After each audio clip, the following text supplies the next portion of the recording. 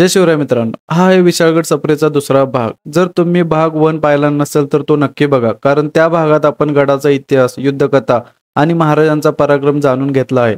Link description मध्ये दिली आहे. चला तर मग सुरू करूया विशाळगडाचा भाग 2, गडाच्या वास्तू आणि वारसाची सफर.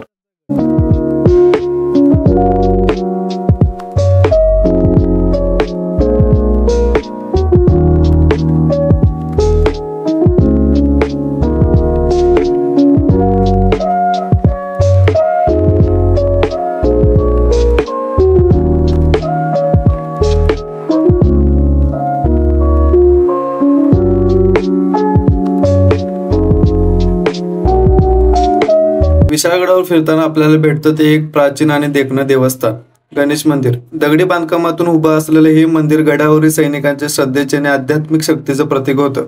गडावर तैनात मावळे मोहिमेपूर्वी इथे दर्शन घेऊन निघत असत अशी परंपरा सांगितली जाते.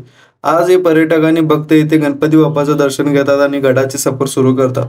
या छोट्याशा पण पवित्र मंदिरातून गडाचा आध्यात्मिक वारसा आपल्याला जाणवतो.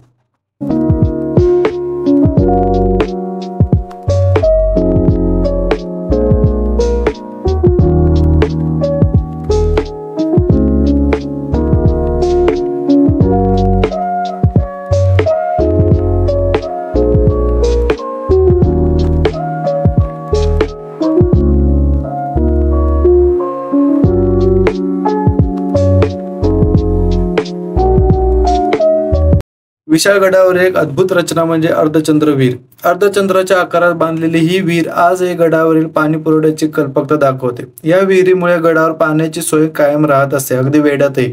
दगडी बांधकाम, खोल रचना आणि चंद्रकोरी सारखा आकार यामुळेच या विहिरीचं नाव पडलं अर्धचंद्र विहीर.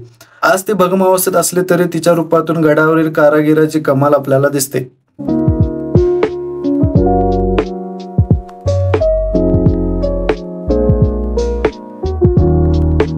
विशाळगडावर अनेक ऐतिहासिक वास्तू आहेत. त्यात एक महत्वाची रचना म्हणजे पंतप्रतिनिधी वाडा. स्वराज्य काळात गडावरील व्यवहार, बैठक आणि महत्वाचे निर्णय घेण्यासाठी हा वाडा वापरला जात असे. इथे दरबार भरत असे आणि स्वराज्याची कामं पाहणारे पंतप्रधान इथूनच गडाचे प्रशासन आणि लष्करी कारभार सांभाळत असत. आज या वाड्याचे केवळ भग्नावशेष उरले असले तरी त्या दगडातून आजही त्या काळातील वैभव आणि जबाबदारीची साक्ष मिळते. विशाळगडावरचा हा वाडा पाहताना आपल्याला जाणवते की हा केवळ एक गड नव्हता, तर तो स्वराज्याचा जिवंत केंद्र होता.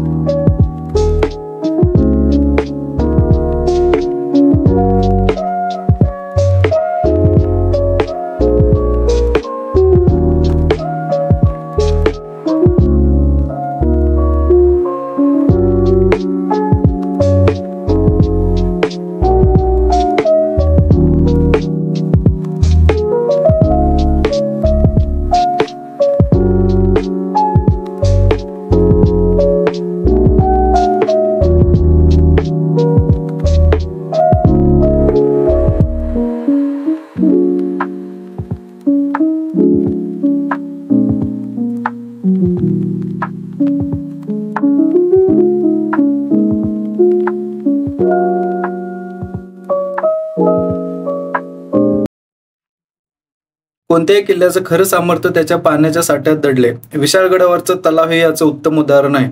हा तलाव पावसाचं पाणी साठवून ठेवण्यासाठी बांधण्यात आला होता. त्यामुळे गडावर कितीही दिवस वेढा बसला तरी सैनिकांना पाण्याची कमतरता भासत नसे. आज हा तलाव शांतपणे उभा आहे, पण त्याच्या पाण्यात त्या काळचा इतिहास, रणनीती आणि मावळ्यांचं जीवन प्रतिबिंबित होतं.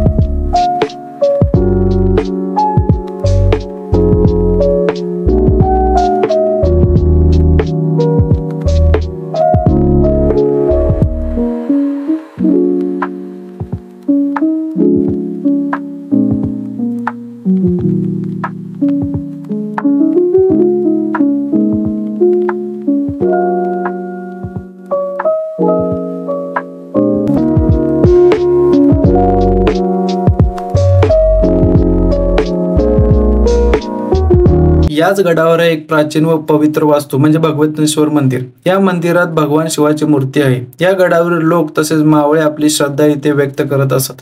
गडावरील युद्ध मोहिमेपूर्वी अनेक सैनिक या मंदिरातून दर्शन घेऊन रणांगणावर जात. दगडी बांधकाम, साधी रचना आणि गडाच्या उंचीवर वसलेले हे मंदिर आजही श्रद्धाळू आणि पर्यटकांना आपल्याकडे खेचून घेतं. भगवंतेश्वर मंदिर हे विशाळगडाच्या धार्मिक आणि सांस्कृतिक वारशाचं प्रतीक आहे.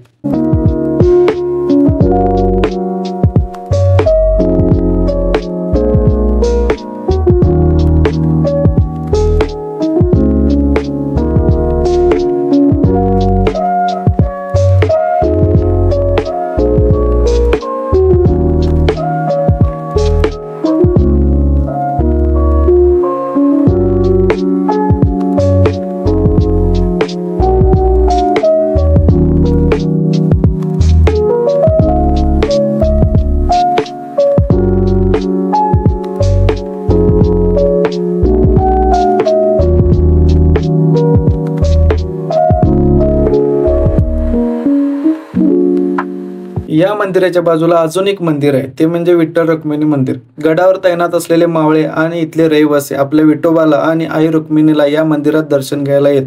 आज या मंदिराचे अवशेष दिसतात, पण त्या भग्न दगडातून आपल्याला स्वराज्य काळातील श्रद्धा आणि भक्तिभाव जाणवतो. गडावरील हे मंदिर फक्त धार्मिक ठिकाण नाही, तर त्या काळातील लोकांच्या मानसिक बळांचंही प्रतीक आहे.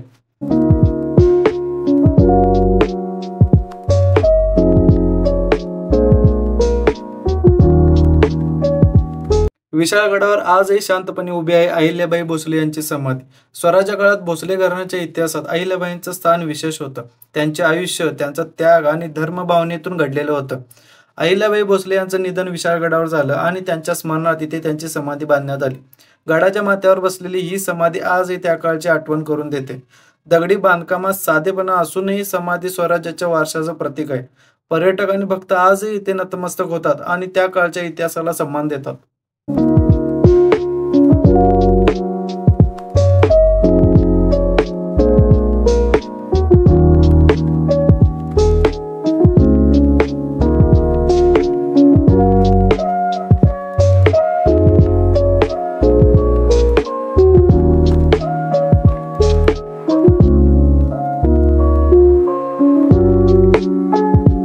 मित्रांनो, ही होती आपली विशाळगडची सफर. या गडाच्या अद्भुत वास्तू, मंदिरे आणि इतिहासाने आपल्याला पुन्हा एकदा स्वराज्य काळात नेलं. जर व्हिडिओ आवडला असेल तर लाईक, शेअर आणि सबस्क्राईब करायला विसरू नका, कारण पुढे आपण भेट देणार आहोत एका अजून ऐतिहासिक ठिकाणाला. तोपर्यंत जय भवानी, जय शिवराय.